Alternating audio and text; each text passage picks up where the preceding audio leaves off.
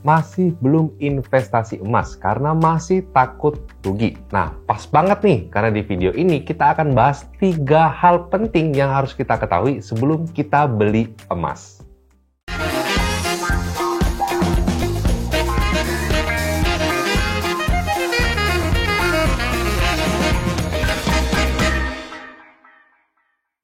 Halo semuanya, selamat datang di channel Halo Mas bersama saya Willy. Di video kali ini kita akan bahas 3 hal penting yang harus kita ketahui sebelum kita beli emas. Tapi sebelum kita lanjut ke videonya, buat kalian yang belum subscribe, silahkan subscribe dulu ya channel ini dan nyalain lonceng notifikasinya supaya kalian nggak ketinggalan update-update video terbaru dari channel ini. Kalau misalnya kita ngomongin investasi emas, banyak banget orang Indonesia yang minat buat investasi emas. Mulai dari yang umur 20-an, 30-an, bahkan sampai yang 50-an lebih, itu juga tertarik sama investasi emas. Tapi tahu nggak sih kalian, kalau misalnya kita investasi emas yang dibilang safe haven ini, yang tergolong aman, itu masih ada chance untuk ruginya. Artinya investasi emas kita ini bisa merugikan juga loh. Nah, di sini kita akan bahas 3 hal penting yang harus kita ketahui sebelum kita investasi emas. Hal yang pertama yang harus kita ketahui adalah kenali karakteristik emas. Mungkin kalau misalnya kita udah tertarik sama investasi emas, kita mungkin tahu apa kelebihan dari investasi emas. Tapi nggak cukup sampai kelebihannya aja. Kita harus tahu kelemahan investasi emas juga.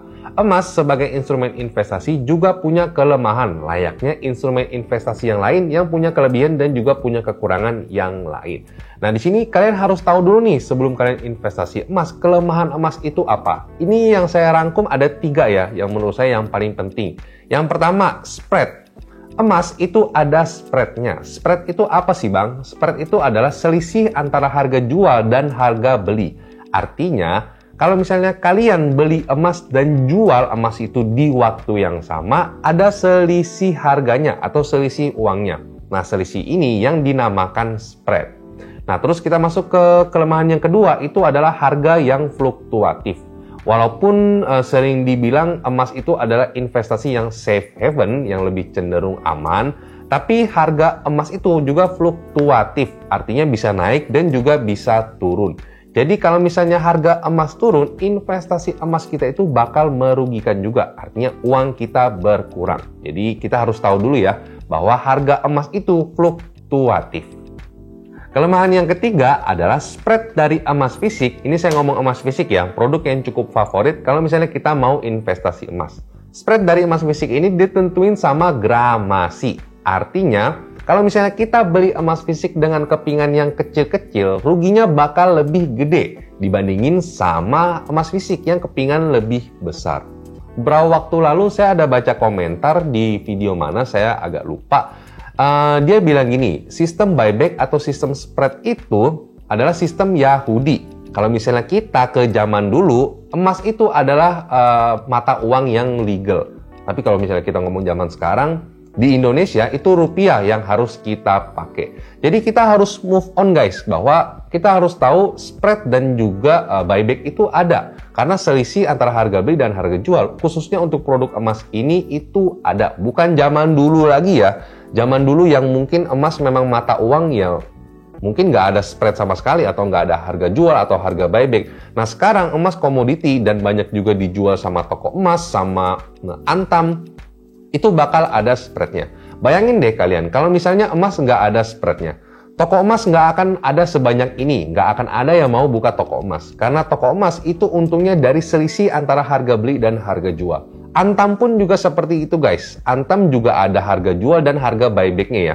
Kalau misalnya harganya sama, Antam nggak mungkin bisa nutupin biaya operasionalnya, biaya bikin websitenya, biaya operasional untuk butik Antamnya sebanyak itu nggak akan cukup. Karena mereka juga untung dari spread itu.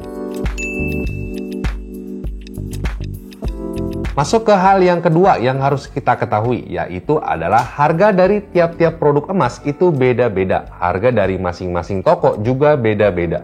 Saya paling bingung kalau misalnya dapat pertanyaan, kok sekarang harga emas berapa sih?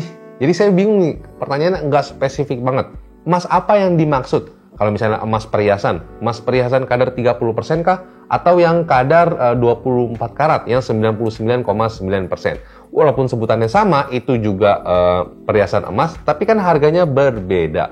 Nah, terus kalau misalnya kita ngomongin yang emas fisik gitu ya, Antam, UBS, dan Lotus, dan yang lain-lain lah ya, memproduksi emas fisiknya dengan kadar 24 karat, 9-nya 4 kali. Tapi harganya berbeda. Antam harganya berapa, UBS, Lotus harganya berapa. Nggak bisa disamain seperti itu. Nah, makanya ada channel Halo Emas, itu kita di sini share atau saling belajar lah ya. Gimana caranya kita bisa investasi emas lebih aman dan juga lebih menguntungkan. Jadi di sini kita sama-sama belajar buat pilih produk emas yang lebih menguntungkan dan juga pasti lebih aman. Sehingga pasti investasi emas kita, chance-nya untuk untung pasti lebih besar. Hal yang ketiga yang wajib untuk kita ketahui yaitu adalah kenali apa itu tujuan investasi kita. Untuk investasi emas, saya lebih cenderung untuk saranin kalian buat tujuan jangka panjang. Artinya di atas 5 tahun dan juga 10 tahun. Loh, kenapa Bang? Kenapa harus di 5 tahun dan juga di atas 10 tahun? Volatilitas atau pergerakan harga emas itu cenderung sedikit. Artinya keuntungan atau kenaikannya itu cenderung sedikit kalau dibandingin sama investasi yang lain atau instrumen investasi yang lain. Walaupun memang emas juga turunnya lebih sedikit. Jadi resiko sama keuntungan berbanding lurus ya, sama-sama sedikit. Nah, kalau misalnya kita investasi di jangka pendek, harga emas kan pergerakannya naiknya sedikit nih ya. Takutnya chance untuk kita rugi lebih besar karena spreadnya itu nggak ketutup sama kenaikan harga emas yang sedikit itu. Nah, kalau misalnya kita untuk investasi di atas 5 tahun dan 10 tahun, kalau misalnya kita ngomongin grafik harga emas ke belakang nih ya, itu pasti akan bisa untung karena kenaikan harga emas itu melebihi dari spread emas. Jadi pastiin tujuan investasi emas kalian itu untuk jangka panjang, bukan untuk jangka pendek. Kesimpulannya, walaupun banyak orang Indonesia yang minat untuk investasi emas, emas bukanlah investasi terbaik. Emas juga punya kelemahan, sama seperti instrumen investasi yang lain. Makanya di sini kita sama-sama belajar apa kelebihan emas, apa kekurangannya, apa produk emasnya, supaya investasi emas kita bisa lebih aman dan menguntungkan. Kalau misalnya kalian nggak tertarik atau nggak cocok sama karakteristik emas ini, kalian bisa belajar untuk investasi instrumen investasi yang lain yang punya kelemahan dan juga kelebihan yang lain. Siapa tahu lebih cocok. Tapi intinya di sini saya mau ngomong bahwa sebelum kita taruh uang atau sebelum kita mulai investasi, wajib untuk belajar terlebih dahulu karakteristik instrumen itu gimana sih. Jadi supaya waktu nanti kita udah investasi itu kita pas misalnya terjadi kerugian atau apa, itu kita udah bisa sadar karena sebelum kita mulai taruh uang, kita udah belajar lebih dulu. Nah, jadi gimana guys? Setelah kalian nonton video ini, apa pendapat kalian? Setuju atau enggak akan 3 hal ini? Atau mungkin kalian punya hal yang lain yang wajib kita ketahuin sebelum beli emas? Share di kolom komentar ya.